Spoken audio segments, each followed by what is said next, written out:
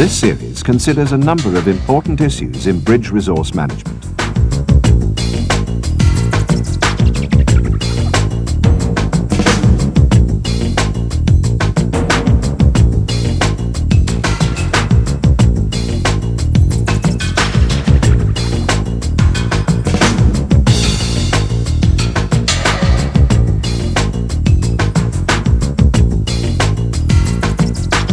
Part 1 of the Bridge Procedures series discusses passage or voyage planning and illustrates the use of charts.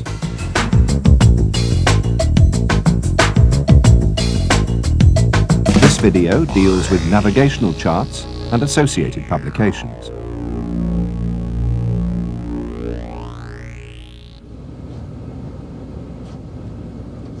Charts are vital both to passage or voyage planning, as well as for navigation. A chart is the prime aid for situational awareness. Even the most efficient bridge team cannot function effectively without an up-to-date, accurate chart. But, however good the chart, it starts to become out of date as soon as it's printed, because the environment changes all the time. The commonest changes are man-made, such as lights, buoys, and new obstructions. These are often in coastal waters where sudden surprises most endanger the ship and increase the workload and stress on the bridge team. The nautical press regularly features reports of ships which have hit problems related to charts. Either no charts, the wrong charts, unofficial charts, or charts not kept up to date. To take one example, while waiting for a berth at Teesside, the master of the motor tanker Marion decided to anchor. The charts had not been corrected, and the ship put the anchor down on a new pipeline, severely damaging it. The ship's owners were successfully sued by the pipeline owners for $25 million.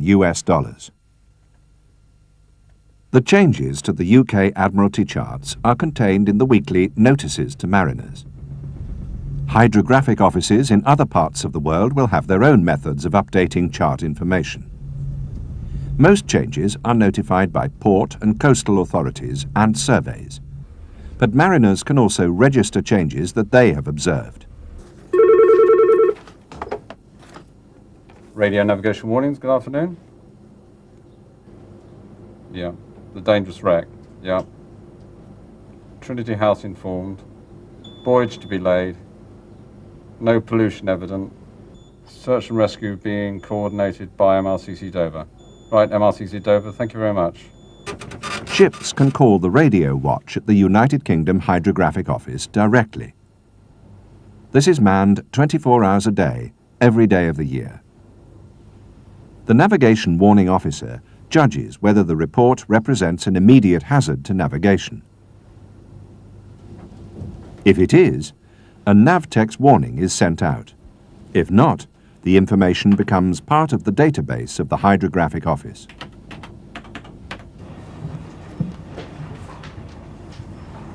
This database is used in making new editions of existing charts. It is also the basis for making new charts.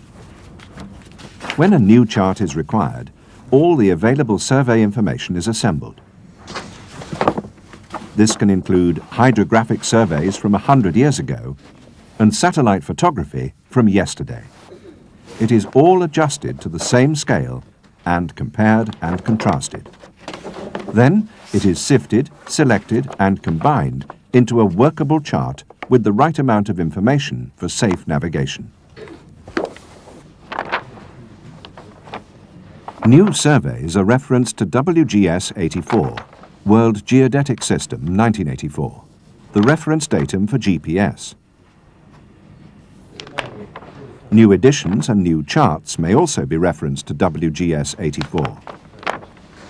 Many older charts are not suitable for plotting GPS positions, because it's not possible to compare the chart datum with the GPS datum.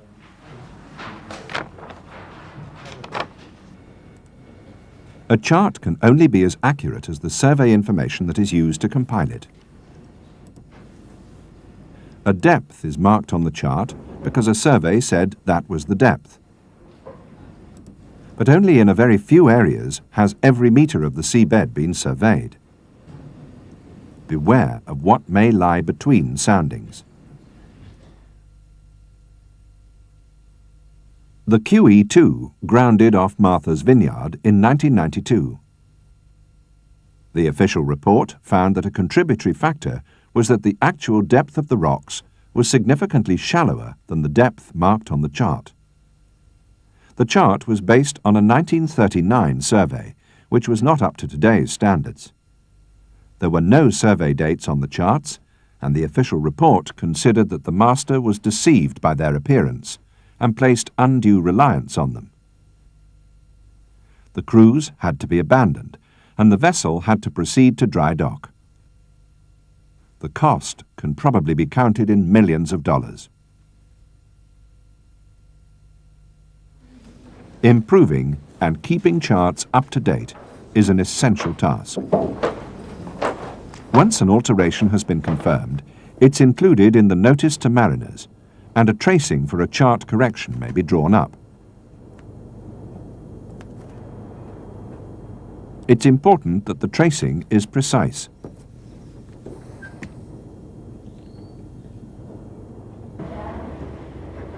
To verify this, a correction is made using the tracing.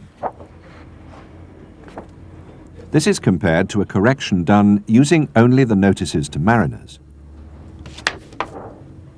The tracing is checked and redrawn if necessary.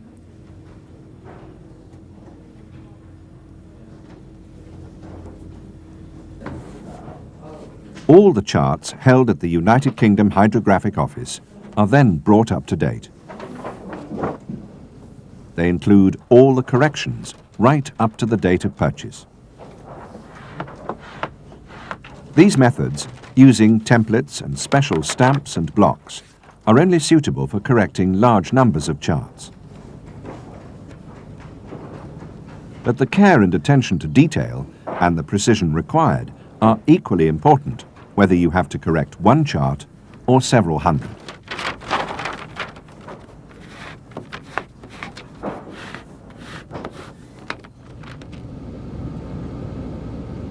Good ship handling counts for nothing if your charts are inaccurate or out of date. Accurate correcting is the crucial last link in the chain of good chart making. As well as being essential for safe navigation, the ship's folio of charts may be worth a lot of money in its own right. Changes need to be done correctly. Never use correcting fluid when correcting charts. A badly corrected chart can be worse than an uncorrected chart.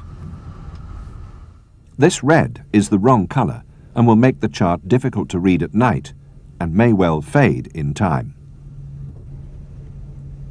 This correction is simply not clear.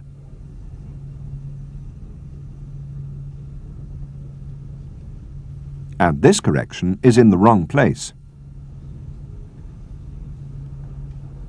It can be false economy to buy second-hand charts, as there is no guarantee that they've been accurately updated. A badly corrected chart can also cause the ship to fail an inspection. Captain, that means that your charts are not corrected since early this year. Not having up-to-date charts can mean an automatic detention under port state control. Yeah, we've been requiring for and failing an inspection can be very costly for the ship. Your request, you know. Your request, you have not received. Correcting charts takes time and concentration. It's not possible to keep a lookout while correcting charts. The approach is the same for all corrections, whether they are permanent, temporary or preliminary, and whether you have tracings, the notices to mariners, or a change received from Navtex.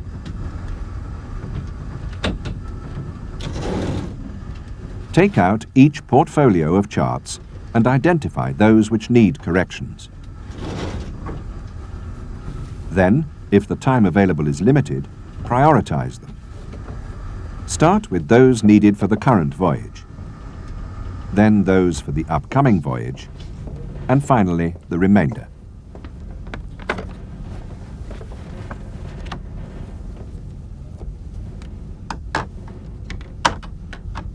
Next, the drawing instruments. You will need 2 pens, a 0.15mm to put in information and a 0.25mm to delete. Ink. The correct colour is violet. It can be seen in all lights and it's clear where the correction has been made. Pencils. HB for keeping the chart correction list up to date, and a 7H for pinpointing positions on the chart, although a pair of compasses is frequently used for this purpose. Adhesive, for sticking block corrections in place. It must not distort the chart or block and must be permanent. A parallel rule, either the roller or the stepping type are equally suitable. Dividers, for more accurate positioning. A pair of compasses with a pen attachment for drawing circles. Other useful tools include a soft eraser, a straight edge, a hacksaw blade for drawing cables, and a template for drawing symbols. Always start from the correction as detailed in the notices to mariners, even if you have tracings. Tracings do save time and help accuracy, but they're only an aid. Check that the previous correction has been done and that the chart is up to date. Read the notice carefully before starting. Work out the clearest way the correction could be put on the chart.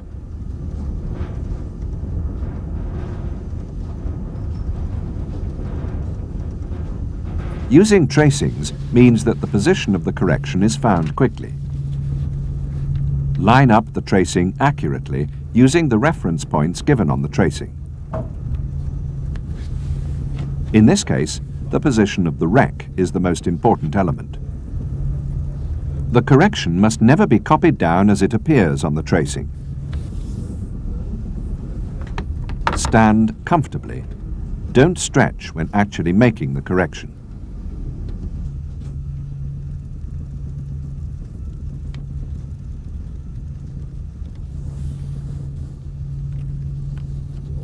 Only after you've completed all the corrections on a chart should you add to the correction list at the bottom left-hand corner. Always ensure that the correction numbers are well separated. The ship's correction list must be updated at the same time.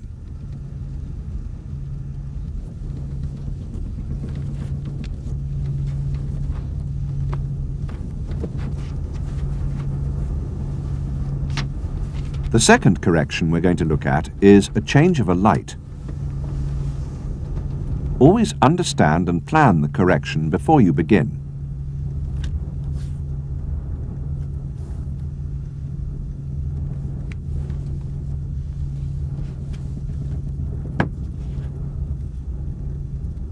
Always put in the new information before deleting the old. Rather than trying to change numbers, it's often clearer to write the new numbers out and delete the old. Or it may be possible to use the old information using arrows to change its position. Analyze what would be clearest for navigation. Remember, all positions must be accurate. Depths and symbols must be clear, and all legends must be readable.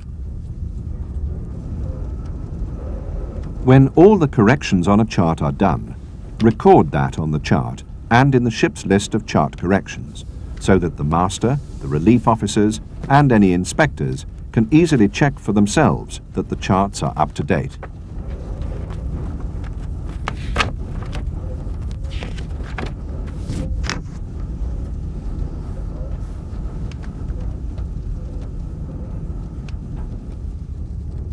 Block corrections are perhaps the easiest to do, but they need to be positioned accurately. First, carefully cut off the black line around the edge. Then place the block in position. If you find yourself putting one block on top of another, double check that the chart is the latest reprint.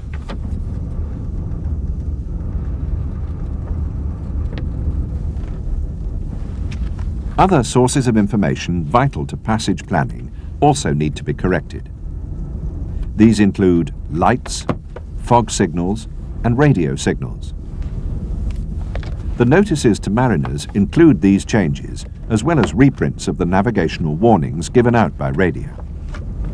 It's worth checking through these to ensure that you are aware of those that will affect your ship's trading area. Keeping lists of lights, fog signals, and radio signals up to date is very important. As with the charts, accuracy and clarity are vital.